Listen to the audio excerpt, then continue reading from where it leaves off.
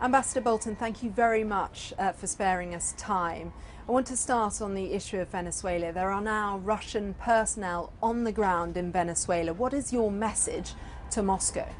Well, as the president said a couple of days ago, the Russians need to get out. We view this as a threat to international peace and security in the region. You know, one of the purposes of the Monroe Doctrine was to prevent the recolonization of the Western Hemisphere.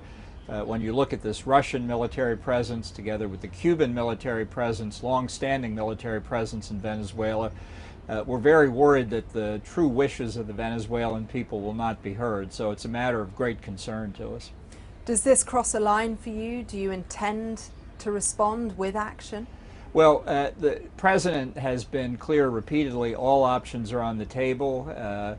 We have not militarily intervened in Venezuela, that's clear, but Russia and Cuban military forces are there. That's not a good situation, again, for the people of Venezuela. We spoke just a week ago. With this threat posed by Russia, does military action now look more possible? Well, I don't want to get into weighing what the options might be in that sense.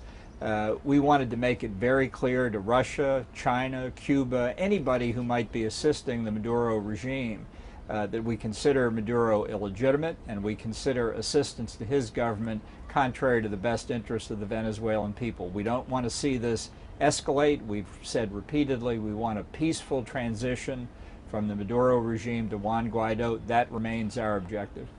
Theresa May in the UK has now suffered her third defeat. Does the prospect of a quick UK-US trade deal now look less likely?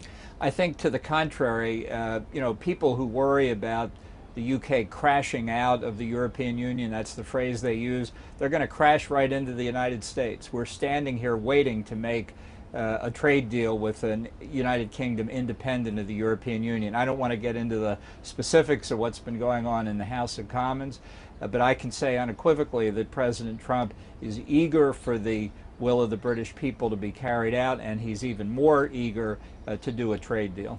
It does now look, though, that we may remain in the customs union, and we understand that that was a red line for the administration before. Is it not anymore? The president wants to be able to deal with a Britain that can change some of the rules of trade that we think disfavor the United States when it's in connection with the European Union. And honestly, from the U.S. point of view, and for that matter, the UK point of view, I don't understand why you'd want to get out of the European Union but not be able to set your own rules. That's what independence means, and that's what the president wants to do. He thinks that the EU rules discriminate against American trade, and he wants a free, fair, and reciprocal trade deal with Great Britain. Does a deal, though, depend on us leaving that customs union? Well, as I understand it, if you don't have the ability to make your own rules, if you're still subject to Brussels, then you're not independent. But it really is quite important to the president, I think, so that people in Britain know that this is the top of the priority. This is not the Obama administration where Britain would go to the back of the queue, which of course is not an American phrase. Britain will be at the top of the queue for us. What about Theresa May's leadership? She has suffered now some significant defeats. Is it time for her to step aside? Well, I think that's not for me to say. The president had some kind words for her this morning, and I think he does consider her a friend, and he knows what it's like to go through difficult leadership situations. The president had some kind words to say about Boris Johnson as well. Do you think that he would make a good leader, an alternative to Theresa May?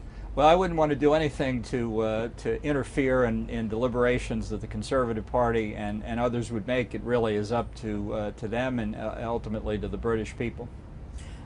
Do you think a general election is necessary? Well, you're a persistent questioner, but I'm not going to get into that one either. We're ready for a trade deal. That's really what I would like to say. What does that trade deal look like in your mind? Well, I think between two powerful global economies like the United Kingdom and the United States, all kinds of possibilities are present in the financial services area, in trade in goods and services. I think that Canada would come to such a trade deal very quickly, and I think others would as well. For us, it's very exciting.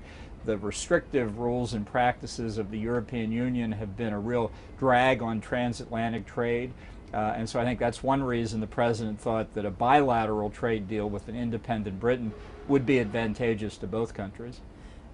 Nigel Farage described this as a day of shame for Britain and called for a revolution. Is he right? I think Britain had a referendum. I think the Leave vote won, and what everybody agrees was a free and fair election. Doesn't the will of the British people get to be carried out? Is it a shameful moment? I don't really want to get into that. I think it's a very difficult moment. I think everybody in Britain agrees it.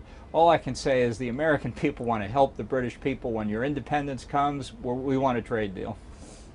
And Ambassador, in Mexico today, we heard from the President in a tweet this morning that if Mexico does not end illegal immigration, then he will close vast sections of that border next week. We have heard this threat before. Does he mean it? I think when the President speaks, he means it. That's been my experience repeatedly. I think he sees a crisis on the border. I think he hoped that Mexico would be able to do more. I think we're in discussions with the Mexicans and others in the hemisphere. It's a big problem for us. And the President made this one of his signature issues in the 2016 campaign. So he's very serious about it. So we're talking about potentially a major move next week. That's certainly what he indicated, and as I say, this is something that is personally very, very important to him. Ambassador Bolton, thank you very much for your time. I appreciate it.